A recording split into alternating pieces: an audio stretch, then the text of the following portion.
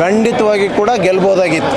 ಭಾಳ ಸ್ಪಷ್ಟವಾಗಿ ಕೂಡ ಒಂದು ಕಾನ್ಸ್ಟಿಟ್ಯುನ್ಸಿ MLA ಕಾನ್ಸ್ಟಿಟ್ಯುನ್ಸಿಯಲ್ಲಿ ಈಗಾಗಲೇ ಯಾವ ರೀತಿ ಆಗಿದೆ ಅನ್ನುವಂಥದ್ದು, ಅಕ್ರಮ ವೋಟ್ ಮಾಡಿದ್ದಾರೆ ಅನ್ನುವಂಥದ್ದು ಈಗಾಗಲೇ ಅದನ್ನು ಭಾಳ ಬಹಿರಂಗಪಡಿಸಿದ್ದಾರೆ.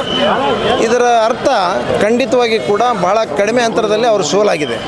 ಬಹುಶಃ ಇವತ್ತು ಏನಾದರೂ ಭಾಳ ಈ ಎಲೆಕ್ಷನ್ ಕಮಿಷನ್ನು ಈ ರೀತಿ ಇನ್ವಾಲ್ವ್ಮೆಂಟ್ ಇಲ್ಲದೆ ಅಕ್ರಮವಾಗಿ ಈ ರೀತಿ ಎಲ್ಲೋ ಒಂದು ಕಡೆ ಫೋರ್ಜರಿ ಮತಗಳನ್ನು ಮಾಡೋದು ಇಲ್ಲದೆ ಇದ್ದರೆ ಖಂಡಿತವಾಗಿ ಕೂಡ ನಮ್ಮದೇ ಗೆಲುವಾಗ್ತಾ ಇತ್ತು. BJP MP ಅವರು ಏನು ಅಂದರೆ ಎಲೆಕ್ಷನ್ ಇನ್ನು ಕೌಂಟಿಂಗ್ ನಡೀತಾನೆ ಇದೆ, ವೋಟ್ ಕೌಂಟಿಂಗ್ ನಡೀತಾನೆ ಇದೆ.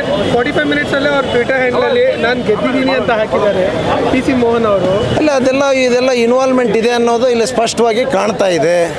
ಇನ್ವಾಲ್ವ್ಮೆಂಟ್ ಎಲ್ಲನೂ ಕೂಡ ರಿಸಲ್ಟ್ ಎಲ್ಲ ಮುಂಚೆನೇ ಗೊತ್ತಾಗ್ಬಿಟ್ಟಿರ್ತದೆ. ಅವರು ಮುಂಚೆನೇ ಅವರು ಸೆಲೆಬ್ರೇಷನ್ ಕೂಡ ಸೆಲೆಬ್ರೇಟ್ ಮಾಡ್ತಾರೆ. ಅಂದರೆ ಅದರ ಅರ್ಥ ಇವರೆಲ್ಲ ಜಾಯಿಂಟ್ ಆಗಿ ಮಾಡಿದ್ದಾರೆ ಮತ್ತು ಇದು ಎಲೆಕ್ಷನ್ ಕಮಿಷನ್ ಕೂಡ ಎಲ್ಲೋ ಒಂದು ಕಡೆ BJP ಏಜೆಂಟ್ ಆಗಿ ಕೆಲಸ ಮಾಡಿದೆ.